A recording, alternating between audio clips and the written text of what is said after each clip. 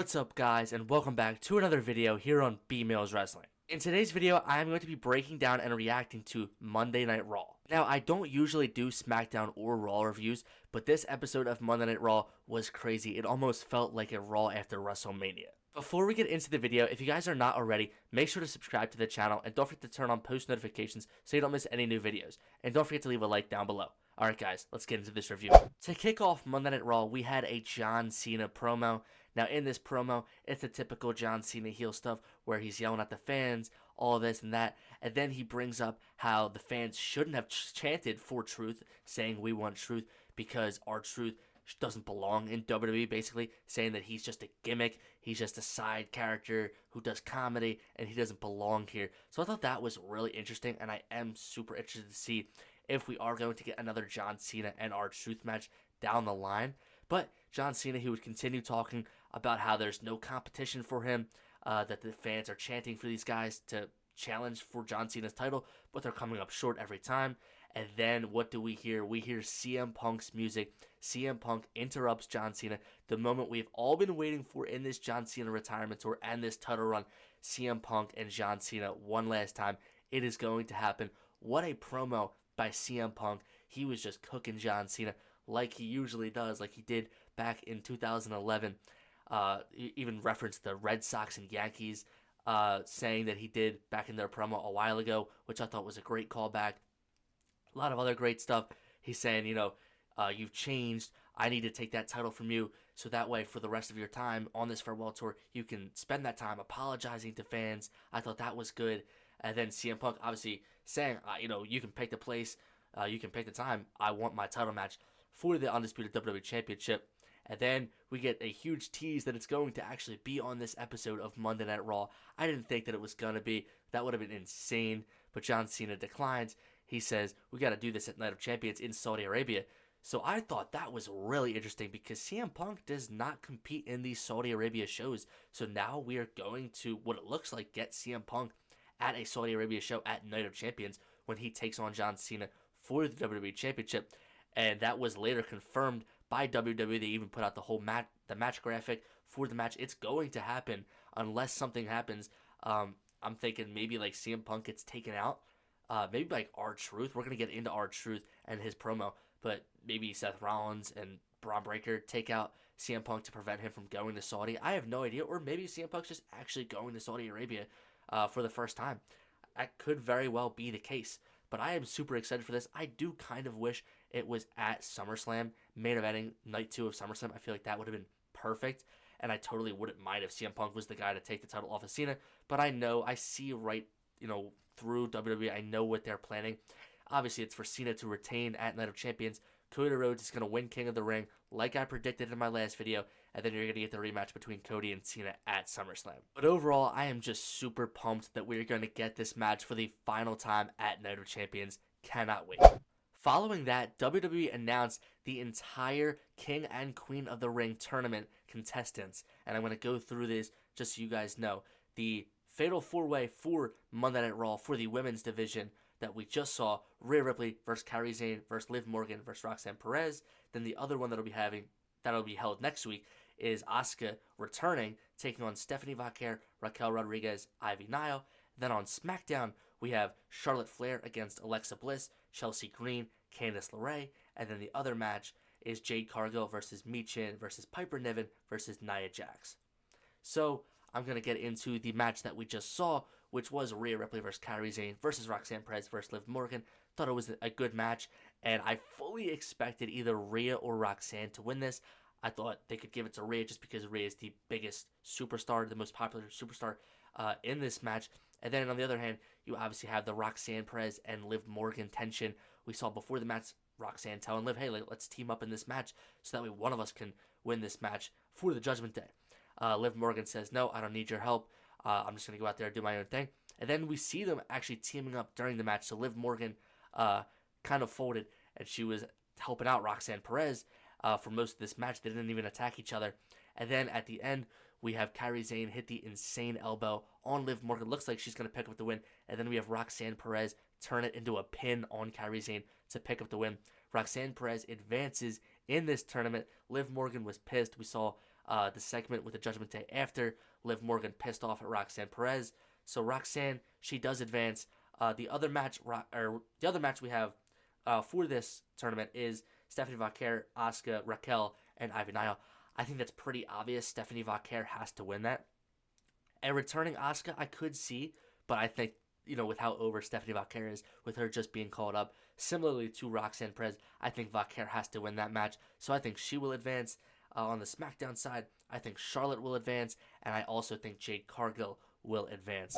WWE also obviously announced the men's King of the Ring tournament contestants, and those matches are Fatal 4-Ways as well. The Raw match that we saw tonight was Sami Zayn taking on Penta, Dominic Mysterio, and Braun Breaker. The Raw match next week is going to be Sheamus versus Rusev versus Bronson Reed versus a mystery opponent. And then on SmackDown, we're going to see Cody Rhodes versus Damian Priest versus Andrade versus Shinsuke Nakamura. And we're also going to see Randy Orton versus LA Knight versus Aleister Black versus Carmelo Hayes. These are some really good matches. I am down for these. First, I'm going to talk about the match that we just saw on Raw with Sammy, Braun Breaker, Dominic Mysterio, and Penta. Absolute classic of a match. Super fun match. And then obviously we saw LA Knight get involved in this match. LA Knight taking out Braun Breaker. Obviously LA Knight, his chances at winning Money in the Bank were costed because of Seth Rollins, Braun Breaker, and Bronson Reed, Seth's entire faction. So it does seem like they're going in the direction of LA Knight versus Seth Rollins. I saw that on Twitter earlier before the show. It looks like that's what's going to happen. I'm down for that. I think LA Knight needs a change of scenery. His stuff on SmackDown was just getting so stale. Continuing to chase the U.S. title in the Bloodline Vortex, Shinsuke Nakamura, that was never ending. I'm just so happy we're seeing him in a fresh storyline with Seth Rollins. If that's the match that happens at Night of Champions, I'm 100% down for that. I think this is a huge step for LA Knight. But it would be Sami Zayn to win this match. He is going on to the next round for this King of the Ring tournament. I did predict that he would be in the finals for King of the Ring. So right now, I am on pace to be correct. I think he will be the one in Saudi Arabia in the final two. And then let's talk about the other matches. Obviously, the Raw match next week between Sheamus, Rusev, Bronson Reed, and a mystery opponent. A lot of people are asking, who is the mystery opponent? I am thinking it might be Ilya Dragunov. I know that he was rumored to be out until September. I know it's earlier, but maybe he recovered faster than he should have. I think he makes the most sense to be the mystery opponent in this, and I'm also thinking the mystery opponent has to win. I don't know why they would be listed as a mystery opponent if they weren't going to win it. Sheamus and Rusev in this match, they're feuding with each other, so I think they'll take each other out of the equation. Neither of them are going to win. And then Bronson Reed, similarly to Braun Breaker, I think LA Knight will probably cost him this match too. So I think whoever that mystery opponent is, whether it's Ilya Dragunov or somebody else, I think they will advance. As for SmackDown, Cody Rhodes versus Damian Priest versus Shinsuke Nakamura versus Andrade. That's the easiest one here. Cody Rhodes is obviously winning that. Like I predicted in my recent video, I think Cody Rhodes will win King of the Ring to get back his WWE Championship at SummerSlam against John Cena. Now here's the other match, the SmackDown match between Randy Orton, LA Knight, Aleister Black, and Carmelo Hayes. That is the most unpredictable match in my opinion. You have Randy Orton, who obviously is now returning. We haven't seen him since Backlash when he lost to John Cena in the way that he did. You have LA Knight, who just came up short of winning the Money in the Bank. A lot of fans are in rage about that. They thought he deserved to win. Aleister Black, who obviously just recently came back to WWE, and he's been doing great. Carmelo Hayes, obviously a lot of fans are frustrated because they want a Carmelo Hayes push, including myself. I don't know if The Miz is... I heard The Miz is gone. He's on break right now, so I don't know where that storyline's going. I don't think Carmelo Hayes is going to win this. I also don't think Aleister Black is going to win this. I think it has to be Randy Orton or LA Knight. I am going to say that it is LA Knight to advance. There could be a world where Seth Rollins gets him back and costs him this match. And maybe a Carmelo Hayes advances or Randy Orton. I'm not too sure. The winner of this match will take on Sami Zayn. So thinking about that, Randy Orton and LA Knight are both babyfaces, so I'm not sure if WWE wants to do that. But either way, I'm fine with whoever wins that match. Following that, we had the Becky Lynch promo, her first promo segment as Women's Intercontinental Champion. Pretty much the same stuff that she's been saying, that Lara Valkyria has been doing her wrong, right? She hurt her shoulder when she was lifting it up, just pretty much whining. Then she calls out Lara Valkyria again, telling her to come out to the ring so that she can properly raise her hand this time. And then what do we see from behind? a returning Bayley. That is right, Bayley is back. First time we have seen Bayley since she was taken out by Becky Lynch before WrestleMania. So a month and a half we've been without Bayley. She is finally back. We've all been asking the question, when is she going to come back and come after Becky? Well, we got the answer. It was tonight. She took out Becky Lynch, tried to hit her finisher, but Becky screamed out of the ring. She hopped the barricade. She was out of there. And then we had this confusing look on Lara Valkyria's face. Clearly, she was not in the loop with Bayley returning. So I think this can only mean one thing, and that is a triple threat match for the Women's Intercontinental Championship, probably at Evolution. It could be at Night of Champions, but I think Evolution is where WWE wants to do a big-time match like this between two of the four horsewomen in Bayley and Becky Lynch, and then a rising superstar who was the former champ in Lara Valkyria. I'm super hyped for this. We were all wondering if this was going to end up being a triple threat match or just a one-on-one with Bayley and Becky. It does seem like it is going to be a triple threat match. I'm sure Bayley will have some anger toward Lara Valkyria for teaming up with Becky Lynch, even though Lara had no idea that Becky was the one to take out Bayley. I'm sure they can make a storyline out of that. So like I said, I am super pumped for this triple threat match, and hopefully it's at Evolution. Following that, we had the R-Truth promo, his first promo since returning to WWE. He hops the barricade. He stands on the announce desk. He's in his all-black outfit, same as Money in the Bank, with this black ski mask. Takes it off. He cuts a very emotional promo, basically thanking the fans, telling the fans without their chance of We Want Truth, he wouldn't be here right now. So I thought that was awesome to see. And then, like I said, we see R-Truth get more serious. He's not the joking, funny R-Truth that he usually is, that we usually see. A very serious side of R-Truth. He actually cut off his dreads as a statement, saying that he's Ron Killings now. He's no longer R-Truth. He said, we'll always love R-Truth. He loves R-Truth, but he is now Ron Killings. This, like I said, this is a more serious version of R-Truth. So I'm super excited for this. He was saying, the truth shall set you free now. The fans were going wild. This was an amazing segment. I am super excited to see what is next for Ron Killings.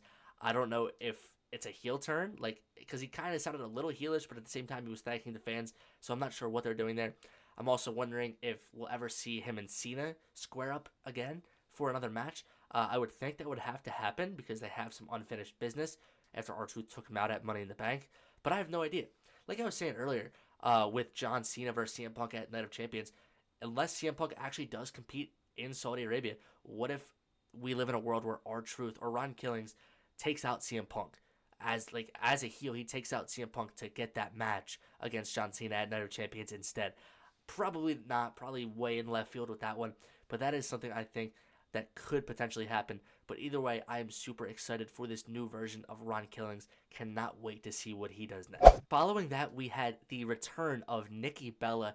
Nikki Bella went out to the ring to cut a promo. We haven't seen her since the Royal Rumble when she was the surprise entrant at number 30. Obviously came up short in that match, but she returns on this episode of Raw and was cutting a promo basically about Evolution, saying how, the women's division is at its peak right now and she wants to be a part of that and she wants to compete at Evolution. And then we hear Liv Morgan's music. Liv Morgan interrupts Nikki Bella. Nikki Bella before this was calling out names like Stephanie Vaquer, or Stephanie Vaquer, as I should say, Roxanne Perez, a few others she named. She did not name drop Liv Morgan, though. Liv Morgan was pissed about that. She's already pissed because she lost her qualifying match earlier, so she comes out, she's upset. She's basically calling Nikki Bella a has-been, reality TV, total diva, just absolutely flaming Nikki Bella, saying, I have the things you don't, I have a man. Obviously, Nikki Bella was recently divorced, so just absolutely cooking Nikki on the mic. I thought this was really good. Liv just basically saying, this is my division now, like you're old news. I absolutely love that. I hope that's the way we're going for Evolution. I know they've been teasing stuff with Charlotte and Alexa Bliss teaming up to go against the younger superstars who are coming in. I would love that, to see the older generation of female superstars go against the new generation. I think that's what should be the angle for Evolution. But this was a really good promo. Nikki Bella clapped back at Liv Morgan, saying, Roxanne's still your man. You're mad because you lost your qualifier to her.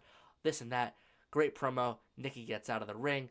Then Liv says something. Nikki tries to get back into the ring. Liv hits her with an Oblivion, lays her out, and then she's talking smack as Nikki's just laying there. So it does look like we are getting Liv Morgan versus Nikki Bella at Evolution 2. Super hyped for that match. Liv Morgan is currently my favorite female wrestler. Nikki Bella was probably my favorite female wrestler from back then, or either her or AJ Lee. So this is low-key a dream match of mine. Cannot wait for this to happen at Evolution. And finally, that takes us to the hectic main event of Monday Night Raw.